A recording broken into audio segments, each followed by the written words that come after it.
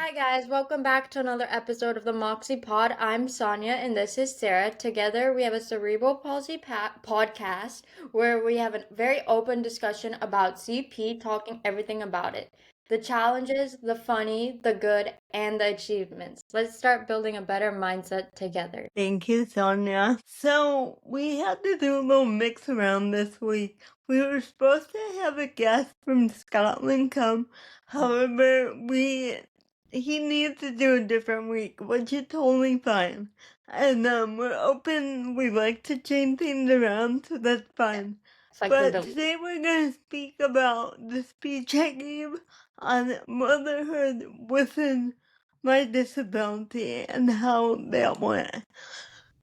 But before I say that, I just want to dedicate this episode to my aunt. She recently passed away, and I wish I would have known her more as an adult.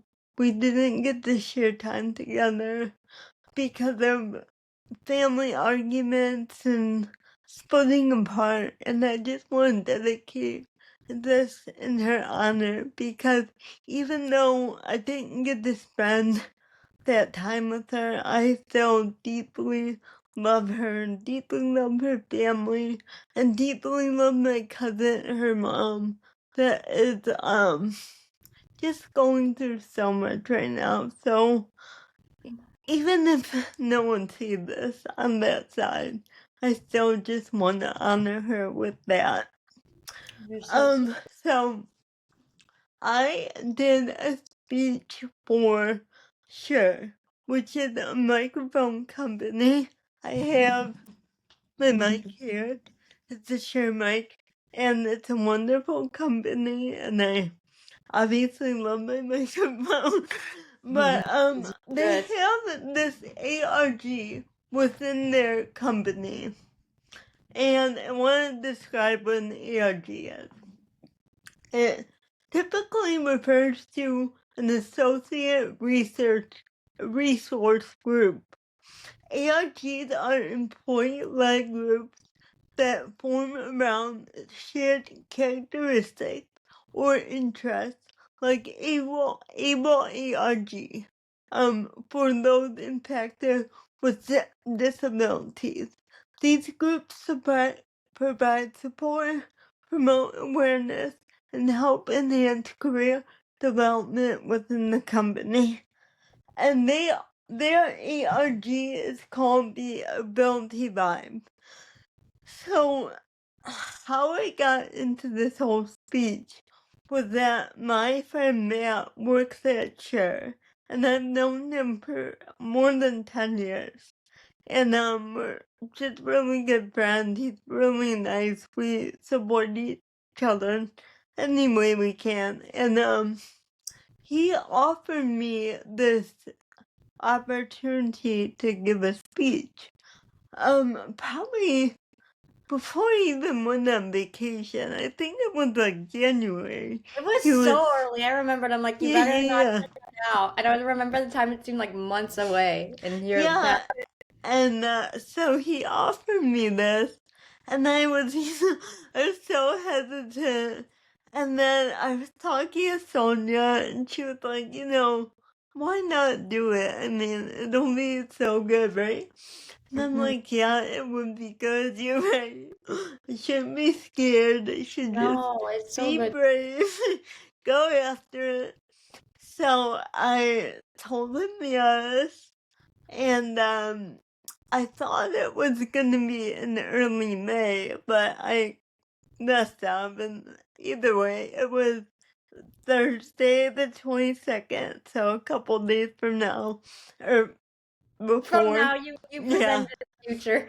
yeah, not the future, no.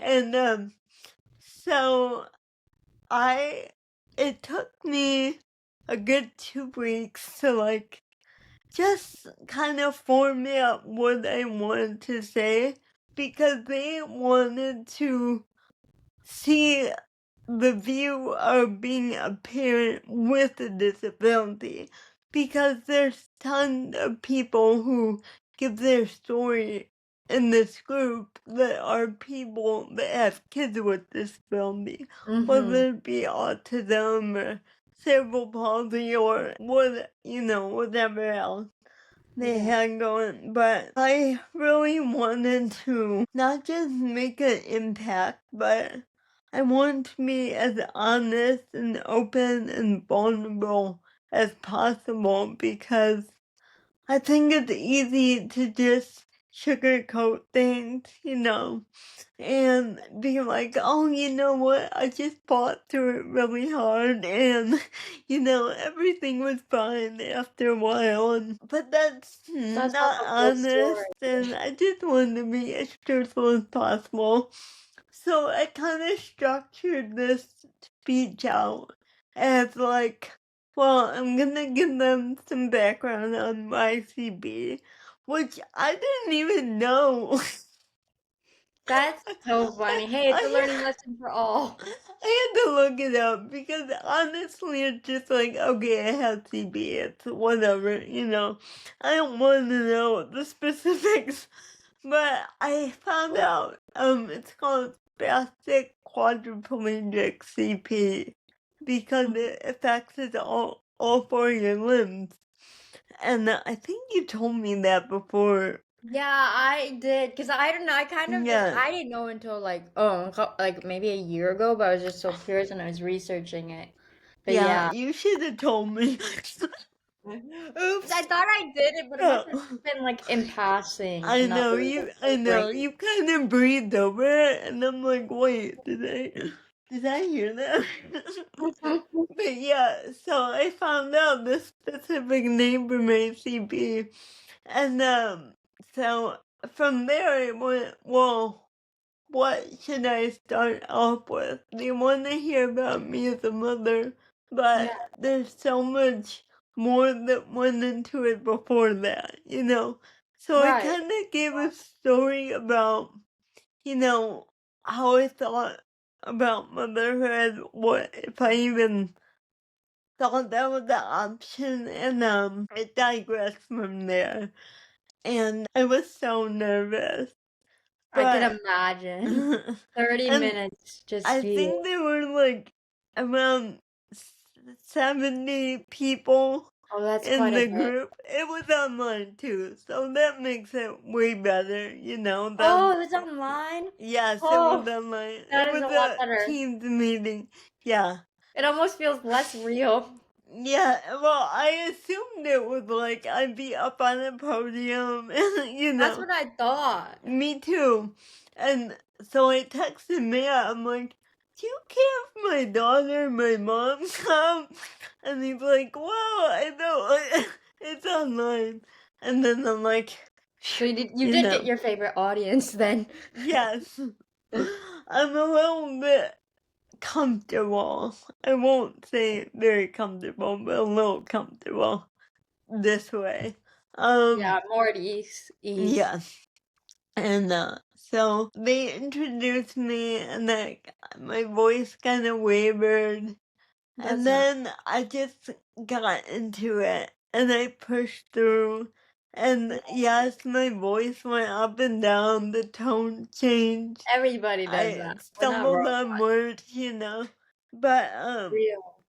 so I had I split my screen. So half my screen was the Teams meeting, and then half my screen was my speech. So as I'm doing my speech, I see all these heart emojis and Very all these cool. and all these little words pop up in the chat The text. support. And I can't give it my full attention, right? Because I'm reading the speech. I don't want to get caught off and cut out off and then not know where it was.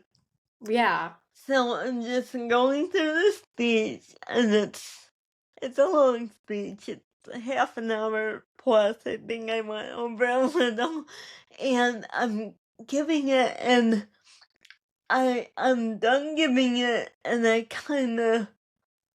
don't hear anyone talking. And I'm like, We're okay, that's soaking it. in. And everyone was crying. Everyone It is such an was emotional speech. was red in the face, and I was just so moved. It brought tears to my eyes because, and all of those messages they were sending were just gratitude and just heartfelt, and just they feel so motivated, and it was so much more than that, but I don't think it would ever happen again. Like, it was special. It That's was such a special moment that I will never forget, and I don't think they will either. no, you definitely left a lifelong impact. I didn't expect their response. I would. First of all, I didn't even know if they would understand me or like put all Yes, the pieces together. they would. But it, like, the response, it was just unbelievable. I don't think I've ever felt like that before. And it was online. And you know how, like, It's body hard to feel as language and connected. yeah, it doesn't convey, but even though it was online, somehow it conveyed. I felt like I was conveying this message and they were receiving it fully, and it was just magical in a Yeah, that sense. is so magical for them and you alike. Yeah, I don't think that could ever happen again. It was It can. If crazy. you do more speeches, it certainly will.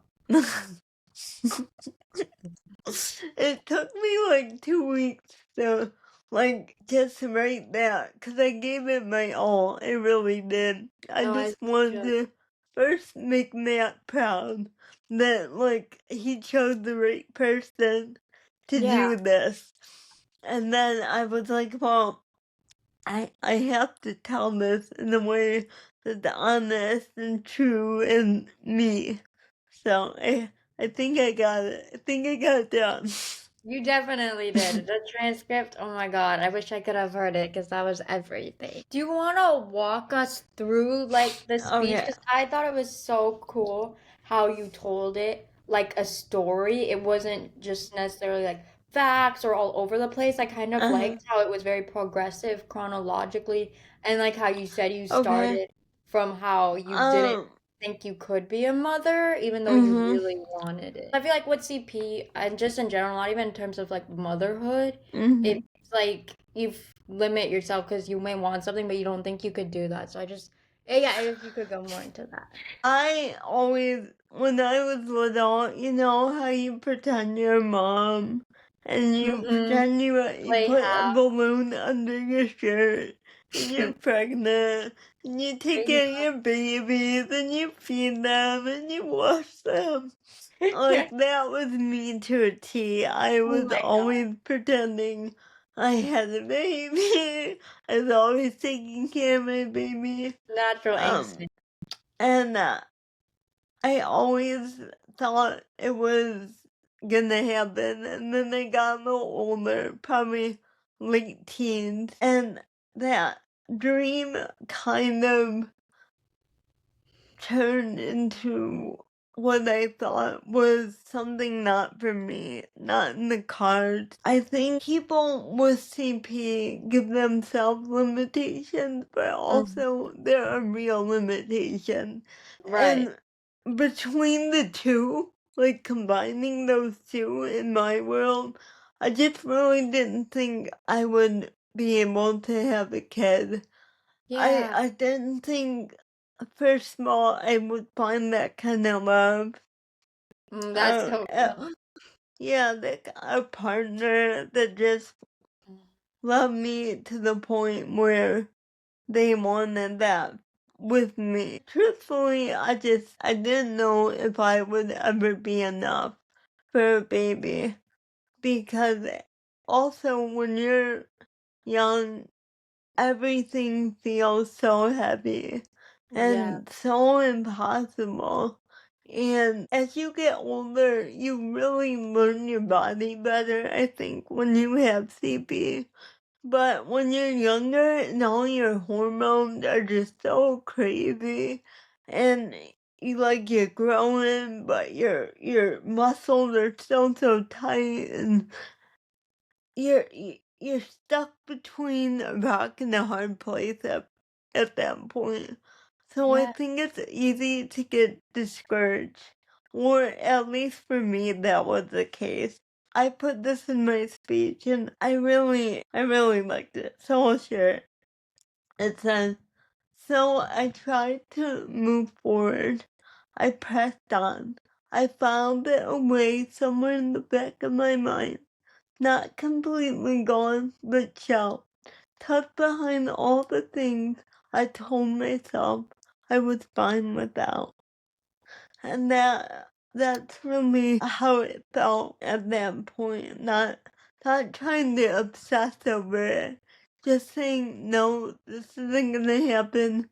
Let's just push it aside and move forward. Yeah, it's really sad how when you have CP, like you were saying, what you like actually physically can't do, and then what you Mm-hmm. tell yourself you can't do. I feel like Right. sometimes those things get blurred together, and it's Yeah. really hard to decipher what are your thoughts and what's actually real that you cannot do. And it's like Yeah. your best gaslighter convincing yourself that you can't do these things, and that just makes me so sad that you were like giving up on your dream. Like it was still there lingering but just something that you thought couldn't be achieved. It's like how you took it, shelved it away, but it's like I'm sure you wanted to like reopen it at some times because Yeah. there was still probably Yeah. that lingering hope. Sometimes you tell yourself you cannot do things that you've never even tried. And Yeah. then why wouldn't we have this idea that we can do things? Why don't Mhm. we try them first? Yeah. Assume we can, and if we can't, we rework it in a way that we can. I mean, I can't believe I got stuck on that for so long. It's just such a defeatist idea. Like, I, I can't, I'm ashamed in myself for like always going to that place and saying, I can't do it. It's. No, I agree with that. I feel like again we put like we're our greatest like block. I feel like we put these Hmm. blocks on ourselves where I actually just wrote about this in my paper I'm doing for my class right now. How you I feel, and there's just saying that I really like where it's like doubt kills more dreams than failure ever would. And I feel like Hmm. that just resonates so hard. And I just, yeah, you'll find a way. And at least if you don't and you fail, it's like, okay, at least I tried. And it doesn't feel like you're having to sacrifice something. Yes, and we're not being overly exuberant or overly motivational. At some point, that's just our lives. It's not, we're trying to motivate and be this inspiration. We are just trying to figure out the best way, and a lot of times that takes trial and error. And a lot of trial and a lot of error, you Which know? I feel like able-bodied people do it, maybe not like on a daily basis like we do, but like for people who do robotics when they're building a robot, Yeah. eating might change your whole perspective, right? Yes. When I met Mike, I still didn't want kids because I told myself that. I didn't want to get into a relationship thinking he would solve all my problems, if that makes sense. No, that I, makes a lot of sense because I feel like a lot of people will do that. They're so broken and they're like yeah, it takes a lot to work on yourself. It's exhausting and you're like, exactly. okay, if only I was loved more, if only I had someone there for me. And that's not fair for the other person and also that doesn't fix you because then you become very Right, emotionally dependent on them. right. You're not getting down to the root of the issue. So I think that is actually so mature of you. And it's also very toxic if you Mm-hmm. just think they can make you happy when I mean, yes, they bring joy to your life, but ultimately it's you that has to make your own choices to make yourself Yes. happy, you know? And Mhm. at that point, I had just not just gotten out. I've been out in this really bad relationship, and I especially didn't think I was having kids at that point. Like, Mhm. I had my heart broken so bad, and we went through some issues, and I really thought that was the last thing that was gonna happen, you know? And on top of that, not wanting him to make me happier changed my life until my edge. I was not expecting anything very significant to happen between us, you know. It's better to expect nothing, but then appreciate anything that comes your way. I think at that point that was my attitude because I was just hurt at that point and It's hard. really didn't care almost about children because it seemed so impossible. It really did. Wow. Oh my God. Yes. And I talked about this on the show before, but after me and him got serious and we had a healthy relationship, you know. Of course there's bad parts, of course. Like it's never That's a gonna real be relationship. perfect. This is Yes. not. This isn't Disney. And he definitely shifted my perspective because he wanted to have those deep future conversations with me. First, it shocked me. I wasn't prepared for it, you know. And after so long, I guess it was only natural that we start talking about the future. We've been together for a long time, and he did ask me if I wanted to have kids, and right away I said no, no way, you know, it can't happen. And then he was upset by that, and he didn't say it, but I could tell his mannerisms, the way he responded to me saying no. I didn't even give it a thought, you know, just a no. Right. It's You became know? so instinctive And because you convinced yourself. then after seeing him hurt, I started to look back on my life, my relationships, and my relationship with him. And I saw what we had was strong. And I saw that he wanted that family with me. Yeah. And then, like, everything started to snowball. And I really started to question what I was telling myself and what lies I was feeding myself and what like societal norms and everything I'd been telling myself and limiting myself by. And I realized in that moment how badly I really did want a family and how that little spark of hope that came from his being upset, it manifested into, okay, not only do I not want kids, now I really, really want them. And I'm Right. excited and I want to go. Let's go. Right. Let's start pulling them out.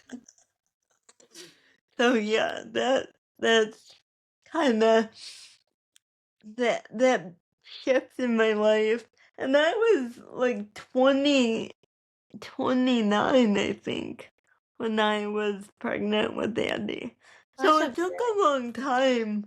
I don't know if I should say that, but like a lot of people start having babies a bit sooner. You know, maybe Mhm. 25, in between there, maybe even younger. And I think just took me longer to realize that I could have kids. But it was only because, I hadn't found the right person yet. And it just took me a little longer to find that right person. Yeah, and I feel like that's okay. There is no right moment to have kids. Yeah, there Right. might be a general time, but like, okay, there's no like set deadlines. It's not a race. It's your own journey, your own life. And you realize at your own time, and it happened at the right time, I feel, when you were ready for it. And it's like, yeah, you first had to go through this to like change your perspective almost. Yeah, I think that's my issue too, was I hadn't gotten pregnant by the time, like we set goals for ourselves, right?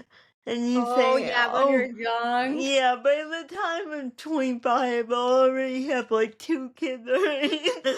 So that one, that's really, but that's my own kind of, naivete, thinking I I would have all this by a certain age, and because I didn't have kids by the time I wanted to have kids, also, I was like, well, yeah, this isn't happening, right? It's Mhm. very naive to say now, thinking that, because when you're 22, you are so young still. I mean, So young. so yeah, No, I feel like when you're young, 10, 12 years old, you have like all these things like, oh my God, I'm gonna start dating at this age. We're gonna get right, married then. We're gonna have kids right. by then. I'm gonna have my dream job by XYZ. And it's like, that doesn't happen. Life doesn't happen No, that way. Sometimes no, it's not on your own terms, and that's okay if things take longer than what it yeah, is. Because when you're young, it's like you just romanticize. You don't realize like how much shit can actually happen. yeah. I definitely romanticized so much stuff when I was younger, but I think that's very normal. I think a Very lot normal. of kids do that because it's like when you're younger, not that the world, I'm not trying to like be like negative or anything, but like Mhm. the world seems like so perfect. Like Yeah. no wrong could happen. Yeah. You It don't realize does. how you have to actually work for things. Yeah. That's just And then you had to overcome the mindset as well of like how you said, I really liked how you said like how you felt like you had to be like the perfect mom. And so since you couldn't do like some of things, like what was it like putting her on like the latch thing? Like oh yeah. you compensated by like trying to do other tasks to make yourself like seem more useful. And I feel like that Right. was really like it feels so real because like with CP in general, we always try overcompensating in that Yeah. same manner to prove ourselves. Yeah, and I didn't even put this in my speech, but so when I had Eddie, I had COVID beforehand. Oh So no. they tested me for COVID and it was still in my system. I wasn't sick or anything. It was just, it lay dormant for like 90 days or something, That's right? crazy. It's like a volcano. So they treated us like we were leopards. Me, my fiance, and the baby. They shoved something up her nose the second she was born. And they Oh. didn't even ask me. They Ah, didn't even, it was no it, consent. I had a horrible experience in the hospital with her. She, with the whole COVID thing. Like, they ostracized us. We couldn't leave the room. We had to stay an extra day just to test her in 48 hours to see if she had COVID, which she didn't because I didn't. It was still in my system because I already had it. And they Yeah, that's weren't how it works. listening to me. They made us feel like the shittiest people in the world. It's And the not right. baby herself, she was so healthy. She passed all her tests.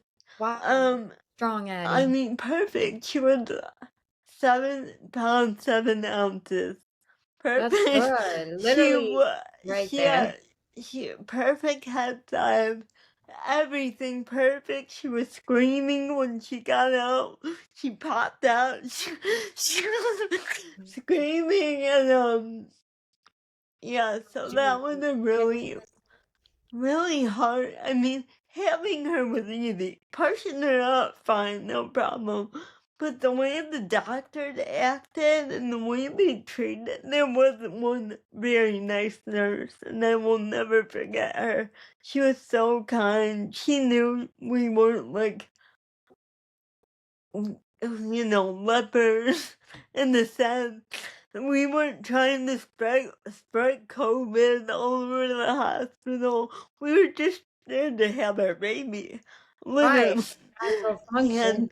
And so we had like lactation consultants, nurses trying to get her to latch to me, and no one can do it. And I had IVs all over my hand, and Oh God. you know how uncomfortable that is?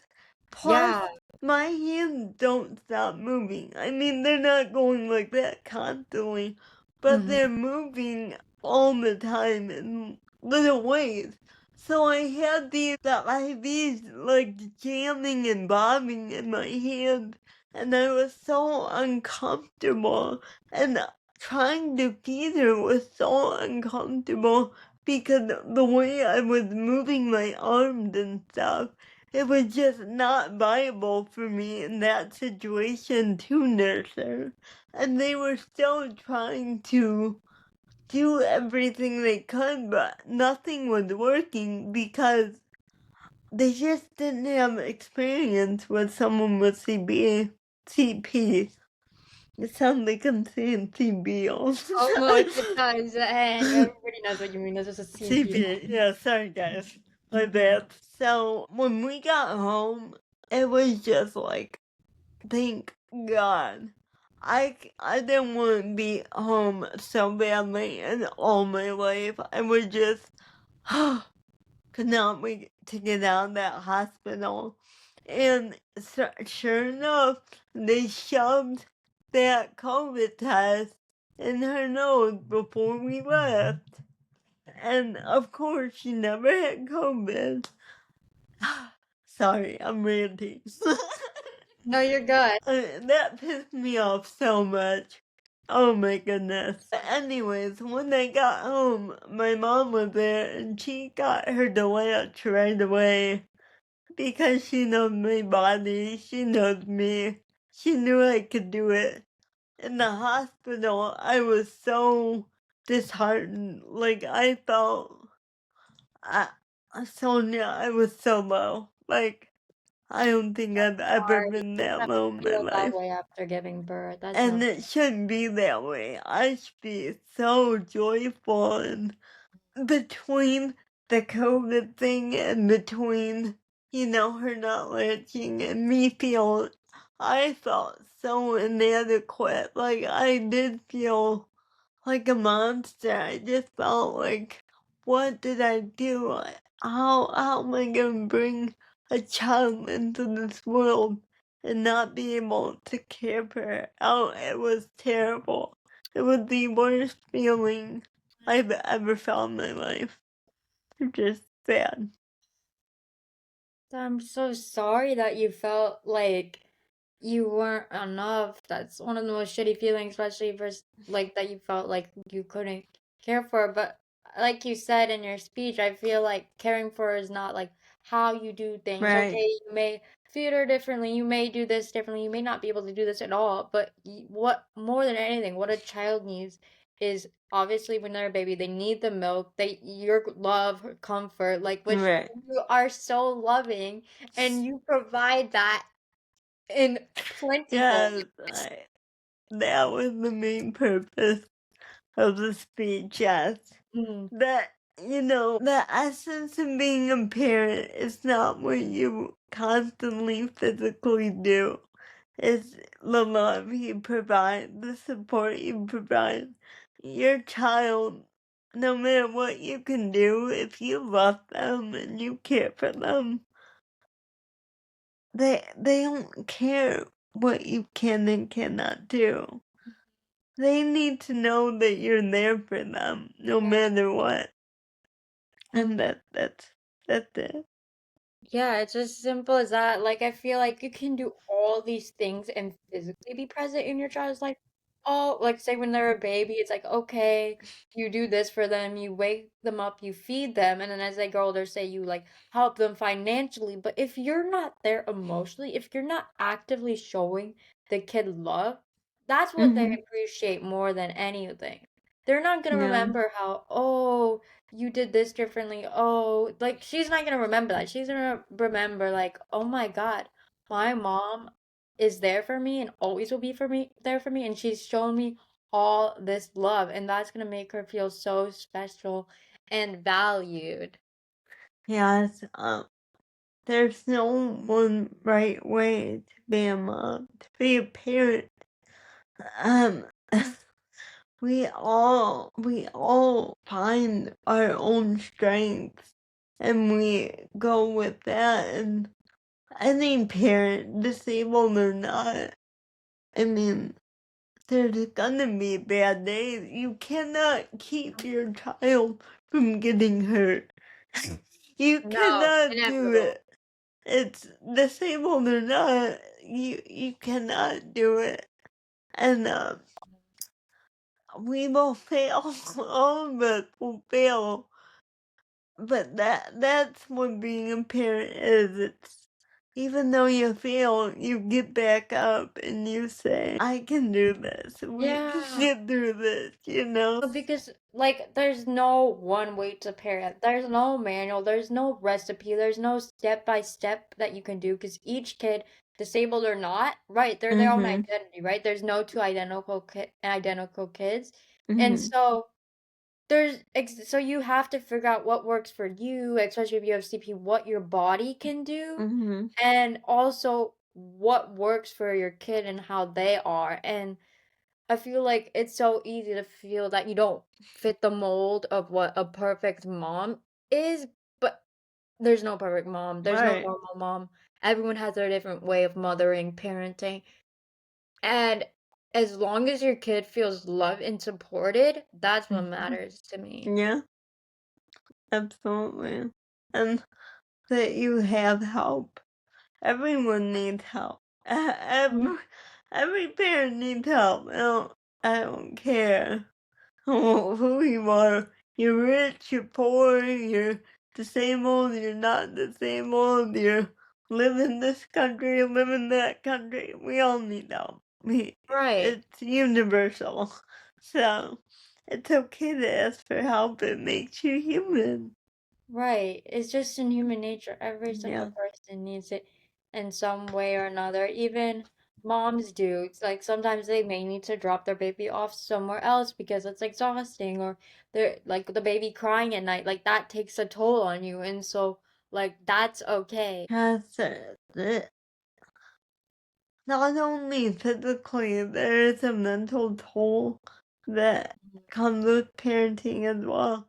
And I don't think it gets easier ever, you know. What's that mental toll? I'm curious as someone who's So yeah, so in the beginning you worry, oh, is my baby breathing during the night? Is she safe? Is she okay? And then she gets older and you're like, oh, what if she falls? Or what if something happens when we're out? Or what if someone grabs her? And then it progresses with their age. Oh my God, So, that sounds like torment. and now it's like with Annie gonna she's going to pre-K, right? She Yeah, in won't be August. with me. I won't know what's going on. And I have to trust the teacher, you know. I have to trust the institution that she will be protected and they will keep her safe at all costs. And to me, that's scary, you know. I have to trust someone else with my child. You know, it's scary to me. No, that is Definitely. so scary because it's like you've kept her under your wing, which is so sweet. You're protective and you love her. But like she's a little butterfly. She needs to slowly start flying away and just think of like Yeah, the no. teachers and the institutions. They're just a bridge that No. catches her and is like another place to like rest. Yeah, yes, you're right. That's beautiful. But I don't know. still scares me. No, I think that's something that I feel like for a lot of things, getting over fear, the Mhm. only like real solution, well, not real solutions, but the main helping thing is just time and exposure. I think after a couple weeks, once you're getting to pre-K, she tells you how much she enjoys it. I think Yeah, that's what will put you more at ease. Like, it's so hard when you're anticipating yeah, what it's gonna be totally. like. I think it'll be fine. It just will take time and it will take getting used to and It is a big thing. becoming a routine, all that stuff. It will Yeah. become a really good routine though. What are like some things like raising her from like a baby till now, a toddler, like some adaptations or like modifications or like any tools that have helped you? Yeah, so as a baby, I loved my best friend. I talked about that before. And that really helped me in nursing her and just holding her for long bouts of time because I always had something to rest my arms on. I Mhm. also had a baby sling, which is like a carrier that wraps around your chest and back, and it just keeps her supported to your chest. I love baby carriers. They're so convenient, and you can throw because in the beginning, I feel like you will be holding that baby for a long time, you know. It almost attached Um, to you. Yes, and they need that comfort, of course, and you want to give Yeah. it to them anyway. So it's just logical for me to do that baby wearing pretty much all the time. And Mhm. it takes some getting used to, I will say that. There's a bunch of different baby carrying, way, different tools, I should say, and different ways to baby carry. But because there's so many different ways, there's so many different options too that might better suit someone, So I always love the baby carriers. They're one of my favorite things. Mhm. And it was really hard for me to hold the bottle to her face. I was Right. really always scared of that. Yeah. So I didn't nurse her exclusively. I never pumped or anything. I hated pumping also. It just, That seems I horrible. didn't know if I wasn't doing it right. It felt like I was following all the right steps, but for some reason, it was just so hard for me to pump, and I was getting so frustrated. I found the best thing that works for us was me exclusively breastfeeding her. So I was basically on tap, you know, all the time. Right. So, but that also meant what a strong bond we we developed because of it. It was, it's incredible the bond that brought to us. So I don't know if that's like a tool, but I'm gonna call it my little hack No, instead yeah, of giving her adaptation tech, bottles. not just tools. I meant like yeah, just in general, or even Right. routines that worked better for you. And then as she got older, she could hold her own bottle. So Yeah, like by the time she was like one or so, she could hold her own bottle, and by that time she can have regular milk. So right. it wasn't as hard at that point, but she still wanted breast milk way more than, regular milk, Oh, I've which I heard. still nursed her. Let me think of some other things. Um, I had what you call a Duna stroller, which it folds into itself, so the whole stroller folds into itself and Oh, goes nice. into a car seat. So Oh, I could take her out of the car and press a button and it would go straight to a stroller. The only issue with that was there's not as much storage as you would get in a traditional stroller with mm, like the basket underneath and all that stuff. okay. And it only is supposed to be used up until like maybe a year and a half. Maybe you can get away with that a little longer. But Mhm. that was really convenient for me taking her to like doctor visits really early in her infancy when it was so hard to get her in and out of the car and Yeah. in and out of this. And we're like, just carrying those car seats are like, I think they're Oh, like 40 pounds. And then oh plus the no. baby, I know some are a little lighter, but they're very heavy. I mean, they're very heavy to carry, you know, for I me, it's, can imagine that. yeah.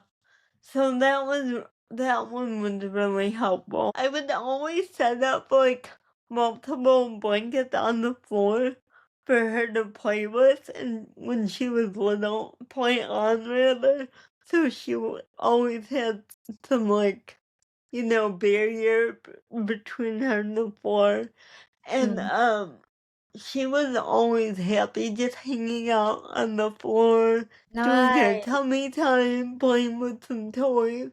Um, that's So always sweet. helpful because being on the floor with her is so much easier than like carrying her from place to place too, Yeah, or that's exhausting. putting her in a pack and play. Sometimes it's hard to if she can't stand up a little, if you're like bending all the way over to pick her up from like a pack and play or like a gated area, it's much easier to just put some like soft blankets on the floor and give her a much bigger space to like crawl around or play or do whatever she kind Yeah, of wants. that's so unique. I love it. And she gets more space and it's Hmm. more creative with her own like what she And wants to play. I think it's a better way to look out at the world, not seeing, gates around it too, Right. I'm sure Freeing. she enjoyed that much more. And I think I have a ton of these little things, but I'm just trying to think if I know anything else. Hmm. Oh, you know what a real scam? What? Baby towels. I didn't even Just know those fucking existed. use a regular towel. Just Yeah, then you get to gonna be wrap the baby nice and warm like a mummy. Like, why the hell do you need a baby towel? Not like you're gonna just use suffocate in a a big towel. towel. And also, I love muslin blankets. What They're is that? like a stretchy, very breathable fabric. And Okay. you can swaddle them much better than like the Oh, regular cloth ones or the regular receiving blankets that are typical. Those muslin ones are super stretchy, so you can stretch it over them without the whole thing coming apart. good. That's one thing. Um, Wow, you're so good with this. it's just experience, I guess. And Mm-hmm. I bet they have even more stuff now. Even I'm if sure. it's only been a couple years, but they constantly come out with new baby stuff. Um, the one thing I don't think you should do is baby seat. Mhm. And if you do have a baby seat, you should wait until your baby can sit up on their own because it really messes up their hips in their gait, if they're always sitting in something like a baby seat or a bouncer or a walker, it's Right. much it's better to let their body develop into where they can almost walk already. I learned that through the doctor. That was a really eye-opener for me. Interesting. Yeah. What Valuable else? insight for sure. What else? She's gonna And thank you when you can walk when has such a pretty gait. she started walking at 10 months old. Wow, that's I can young. believe 10 months. Oh my, 'Cause she's superwoman. she is. I think so. Damn, I didn't walk till I was 2 years old. Me 5. I was struggling, yo. She's like, hey, Mom, keep up with me now. I'm like, got it. Oh God, she's playing mom. So I thought it was cool. After the speech, my friend Matt texted me and he was like, my email has been flooded with just stuff about the speech and how much they liked it. And then he was like, they even want you to come back next year and Go like back. give an update. Yeah, It was so just shocking. Just I feel so loved, I guess. I feel so like they are acknowledging me for just, I don't know. that's so It fulfilling. feels so nice. Yeah. Oh wow, that you need to go back. Oh my, I'm so glad you got such good reception. I'm not surprised though, because you were amazing, but I'm so glad. Thank Oh you. my God, that's the coolest thing. What? I'm so Thank happy you. for you. Thank you. It was so cool. It's so cool to be in that presence, I guess. So, what's for next week? We are gonna talk to Anthony, Yes. and he is so fun, guys. He's so, oh my God, I he's could literally talk a to him character. forever and never stop. He he has so many great stories and just Yeah, uh, online he's dating, research, which is so fascinating. he is so refreshing and I can't wait to have him on. Me And too. I think that's it, guys. So thank you for watching. Yeah, And thank as you. always, we want to be a voice for the CP community, offering our experiences, insight, and advice. We want to help anyone feeling alone. We are your CP friends. Yeah. Hopefully, along the way, we can change the narrative on CP one episode at a time. Thank you. At a time. In time. The At periods get it right. Emphasis. Period. Full stop. Period. No comma. Alright, bye guys. Thank Bye, you so guys. much. Mwah, mwah, mwah. I have to pee so